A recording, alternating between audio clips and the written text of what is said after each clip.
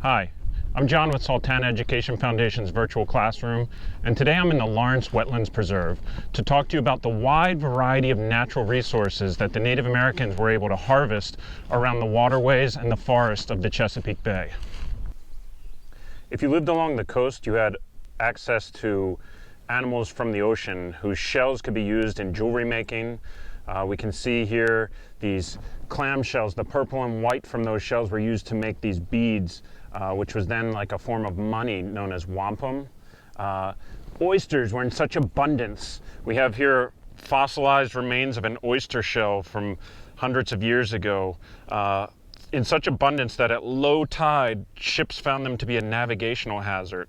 That was a great sustenance throughout the winter. And then in the early spring, you had spawning fish coming up the rivers, like this river herring. This was a fish that could be caught in abundance, and then because you were catching more than you could eat at the moment, they would be smoked to preserve them.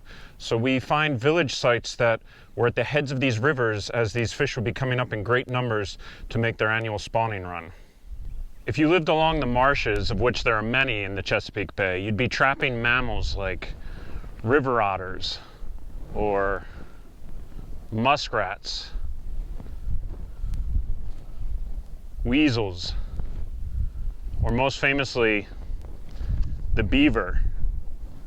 And what all these animals have in common is that their pelts, their furs, are made to shed water and keep the animal warm. So when humans made clothing out of these, it would keep them warm and keep them dry. And so for that reason, these animals, these pelts, were very prized with both the Native Americans and the Europeans.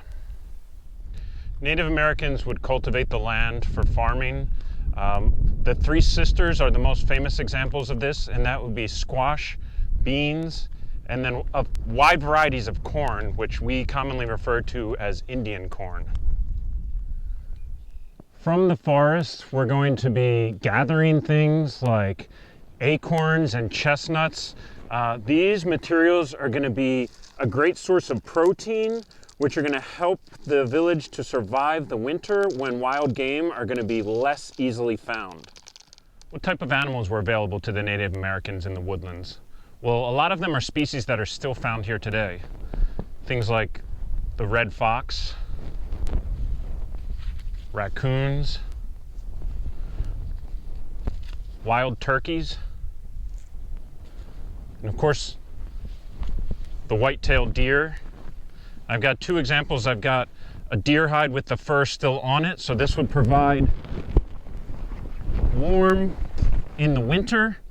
And then we've got an example of a deer hide where the fur has been removed because, of course, in August, no one wants to wear a heavy fur coat like this, but you're still going to want protection from the elements. One of my favorite examples of Native American ingenuity involves a turtle shell, something that will make noise. For this example, I'm going to use acorns, and then our deer hide, which could be wrapped over the opening to the turtle shell and then attached tightly with cordage. And what you've just made is a Native American baby rattle.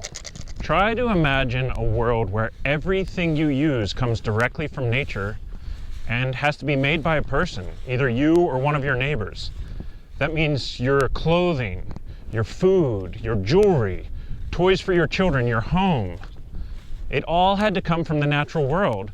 And that was the world of the Native Americans living here before European settlement. The Chesapeake Bay and its resources provided these materials in abundance. And it was so impressive that Captain John Smith described it as heaven and earth never agreed better to frame a place for man's habitation. That's all for today's virtual classroom. Thank you for watching. I hope you enjoyed this and you continue to check out more of our videos.